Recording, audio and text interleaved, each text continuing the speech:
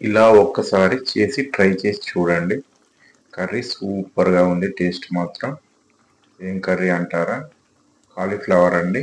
దాంట్లో ఎగ్స్ కొట్టి పోస్తే టేస్ట్ సూపర్ ఉంది. కేక చూసి ఒకసారి ట్రై చేయండి మీరు.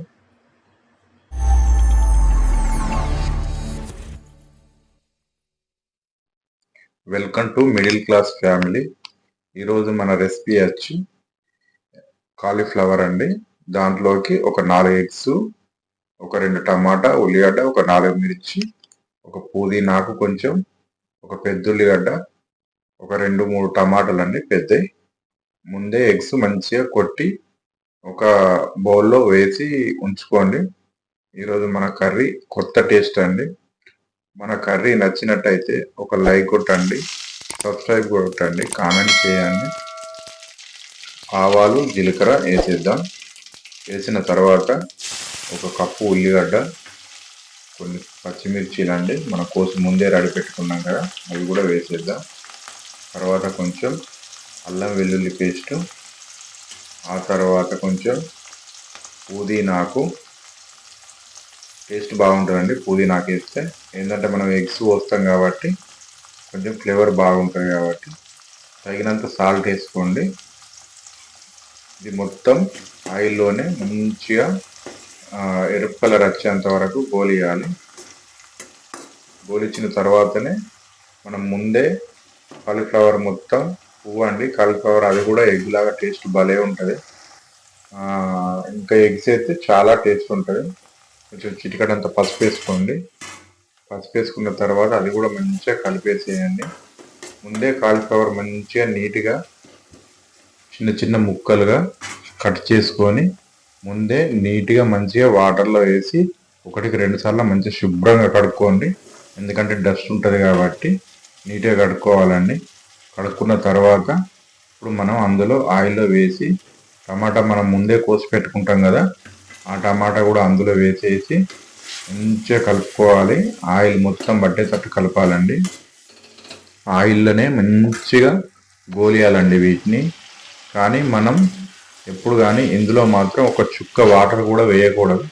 ఎందుకనంటే మన దాంట్లో టమాటాలో వాటర్ వచ్చేస్తుంది, మళ్ళీ కాలీఫ్లవర్లో కూడా కొంచెం వాటర్ వస్తుంది కాబట్టి అస్సలు కూడా వాటర్ మాత్రం వేయద్దు. అవి చూడండి ఎట్లా వచ్చిందో వాటరు. సరిపోతుంది కదా ఆ వాటర్, మనకు అడగంటకుంటుంటే సరిపోతుంది. ఆయిల్లోనే మొత్తం గోలియాలి, అట్లయితేనే టేస్ట్ బాగుంటుంది. వాటర్ పోస్తే మాత్రం టేస్ట్ ఉండదు. కారం మాత్రం నేను 3 స్పూన్లు వేసిన, లేదు అని అంటే మీరు ఇంకో స్పూన్ కూడా వేసుకోవచ్చు. మీ కారం పట్టి వేసుకోండి. కారం ఎక్కువనే ఉండాలి ఇందులో, ఎందుకంటే కాలీఫ్లవర్ కూడా వాటర్ ఉంటుంది కాబట్టి స్వీట్ ఉంటుంది. అలాగే ఎగ్గు కాబట్టి ఖచ్చితంగా కారం అనేది ఖచ్చితంగా ఉండాలి. ఇంకా మసాలాలు కానీ అవి ఉంటే అవి కూడా వేసుకోండి, చాలా బాగుంటాయి టేస్ట్. అవి మాత్రం ఫస్ట్ తాలింపు అప్పుడే వేసుకోవాలి, ఇప్పుడు కాదు. ఏదైనా గరం మసాలా ఇట్లా ఉంటే మాత్రం లాస్ట్కి వేసుకోండి. మనం ముందే ఎగ్స్ అన్ని ప్రిపేర్ చేసుకొని ఒక బౌల్లో కొట్టుకొని రెడీ ఉంచుకోవాలి. ఉంచుకున్న తర్వాత ఇందులో వేయాలి. వేసి మాత్రం కలపకూడదు, ఇప్పుడు మాత్రం గంట పెట్టకూడదు.